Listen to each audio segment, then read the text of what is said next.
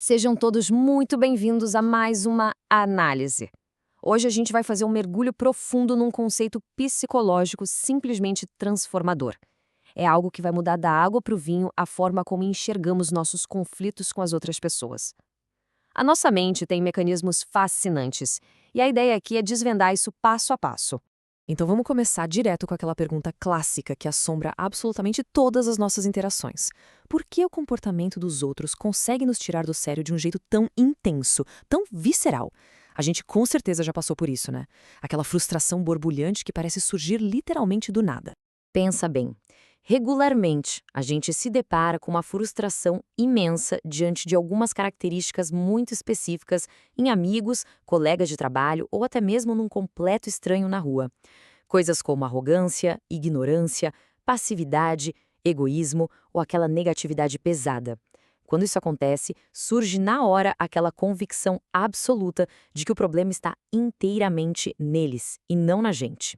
O que nos leva à parte 1 da nossa análise, a ilusão da janela, ou o ato de acreditar que o problema está sempre lá fora. É muito comum a gente cair na armadilha daquilo que é chamado de passividade indignada.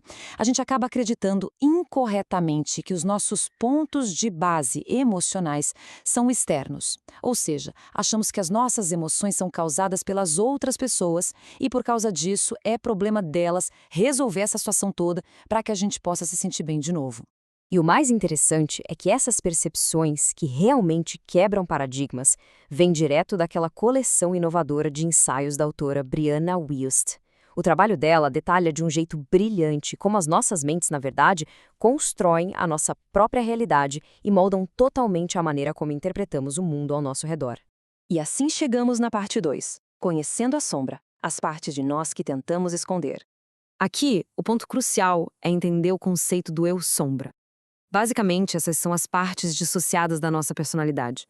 São aqueles pequenos fragmentos da nossa identidade que a gente enterrou lá no fundo, ainda na infância, simplesmente para conseguirmos sobreviver emocionalmente e sermos aceitos pelas pessoas ao nosso redor. O material original nos ensina algo muito curioso. Nós não desgostamos genuinamente dessas partes. Na realidade, a gente trava uma batalha subconsciente, constante e absurdamente exaustiva para mantê-las escondidas do resto do mundo, porque fomos condicionados a acreditar que essas características eram, de alguma forma, inaceitáveis. Esse texto, publicado pela Thought Catalog Books, destaca que a supressão emocional é, de longe, a nossa técnica de enfrentamento mais comum. O grande problema é que ignorar ou invalidar sentimentos age como uma verdadeira bomba-relógio na nossa mente. Nossas emoções foram projetadas para nos manter vivos e bem. Não dá simplesmente para apertar um botão e desligá-las. E tem um exemplo que ilustra perfeitamente o perigo dessa supressão. O famoso estudo psicológico do Daniel Wagner, lá de 1988, provou o chamado efeito rebote. A ideia é que quando tentamos ativamente suprimir um pensamento, tipo, não pense de jeito nenhum em um urso branco, isso na verdade força o nosso cérebro a ficar ainda mais obcecado por essa exata imagem. É tiro e queda. Já que a gente não consegue verdadeiramente evitar as emoções, aquelas sombras que enterramos acabam vazando para a nossa vida diária. E elas dão as caras através de padrões super destrutivos e fáceis de reconhecer. Sabe aquelas reclamações constantes? Explosões de raiva do nada? Um ressentimento profundo e uma autoimagem completamente polarizada? Pois é, são elas.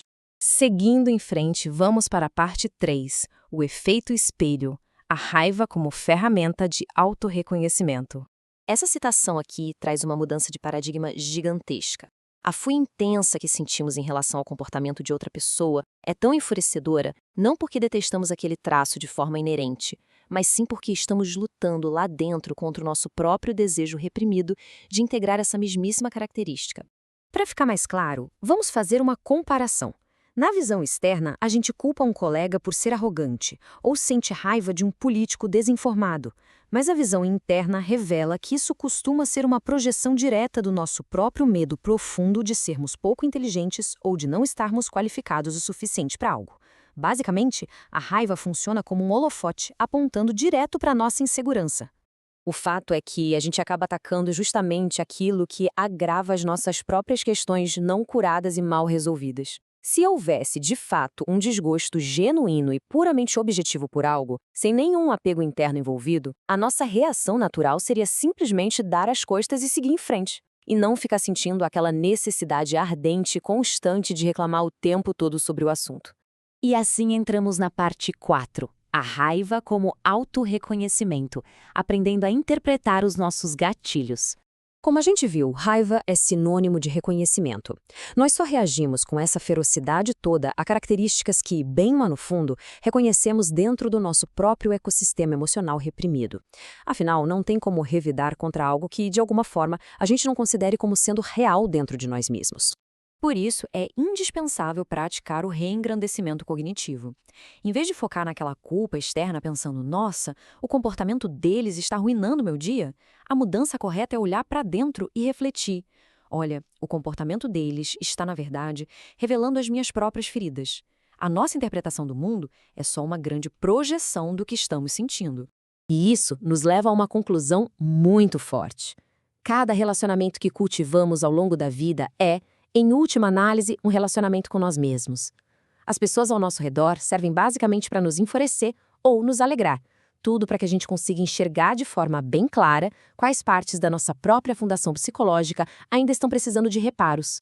Chegamos então à quinta e última parte da nossa análise, o caminho da integração, ou como quebrar de vez esse vidro de vez.